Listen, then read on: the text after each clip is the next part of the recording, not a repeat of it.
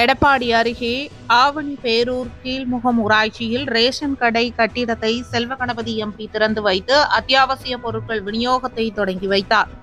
சேலம் மாவட்டம் எடப்பாடி ஒன்றியம் ஆவணி பேரூர் கீழ்முகம் ஊராட்சி பகுதியில் 13.60 லட்சம் மதிப்பீட்டில் கட்டப்பட்ட ரேஷன் கடை கட்டிடம் திறப்பு விழா நடைபெற்றது. நிகழ்ச்சிக்கு வருகை தந்த சேலம் மேற்கு மாவட்ட திமுக செயலாளரும் சேலம் நாடாளுமன்ற உறுப்பினருமான செல்வகணபதிக்கு மேலதாளங்கள் முழங்க பெண்கள் ஆரத்தி எடுத்து உற்சாக வரவேற்பு அளித்தனர்.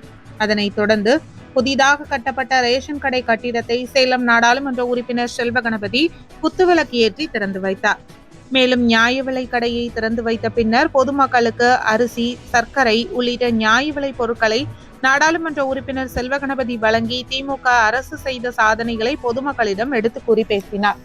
நிகழ்ச்சியில் தாசில்தார் வைத்தியலிங்கம், பிடிஓ கென்னடி, திமுக மாவட்ட துணை செயலாளர் சம்பத்குமார், தலைமை செயற்குழு உறுப்பினர்கள் முருகேசன், ஊராட்சி தலைவர் பழனியம்மாள், மணி மற்றும் பொதுமக்கள், கட்சி நிர்வாகிகள் என பலரும் கலந்து கொண்டனர்.